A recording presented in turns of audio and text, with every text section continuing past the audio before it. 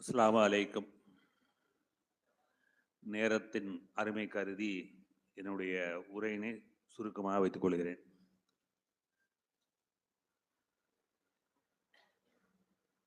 இங்கு தலைமை தாங்கி கொண்டிருக்கும் எங்களுடைய பாசத்துக்கும் மதிப்புக்கும் அன்பிற்கும் உரிய மீரான்காக்கா அவர்களே,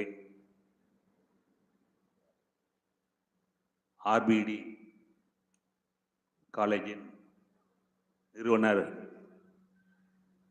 தாவூல் பாட்ஷா அண்ணன் அவர்களே, சீமாட்டி டெக்ஸ்டைல் முகமது யாவுதீன் அண்ணன் அவர்களே,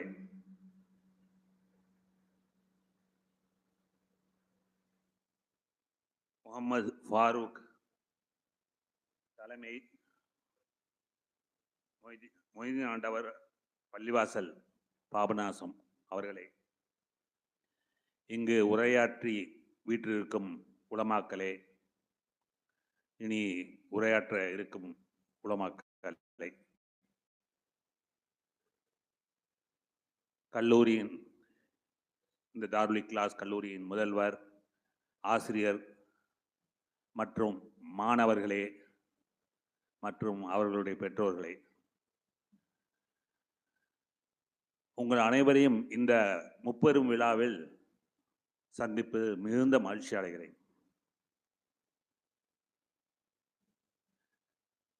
இந்த வருடம் 13 மாணவர்கள் பட்டம் பெற இருக்கின்றார்கள்.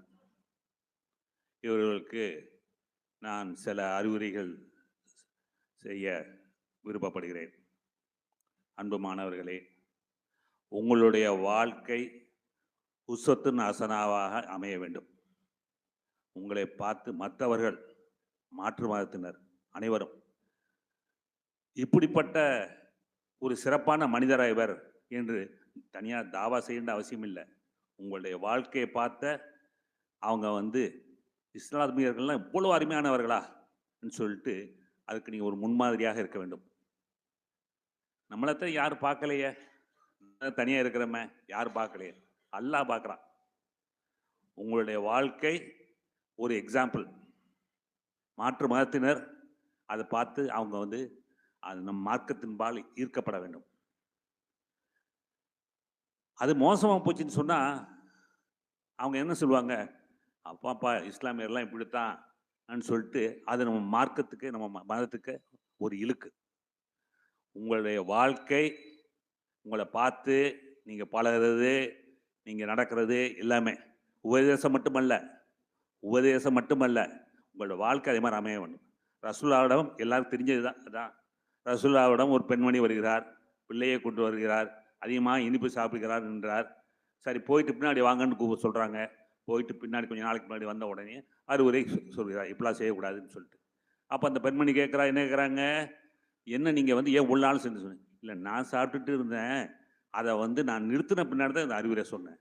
இந்த மாதிரி அறிவுரை சொல்லுவது மட்டும் இல்லை, உபதேசம் சொல்வது மட்டும் முக்கியம் இல்லை, நாம் அதை கடைபிடிக்க வேண்டும். இந்த மாதிரி உங்களுடைய வாழ்க்கையெல்லாம் சிறப்பாக அமைய வேண்டும். அது மட்டும் அல்லாது நமது இந்த தாருல் இக்லாஸை நடத்துவதற்கு பெரிய உதவியாக சிறப்பாக நடத்துவதற்கு இந்த ஆசிரியர் பெருமக்களுக்கும் எங்களுடைய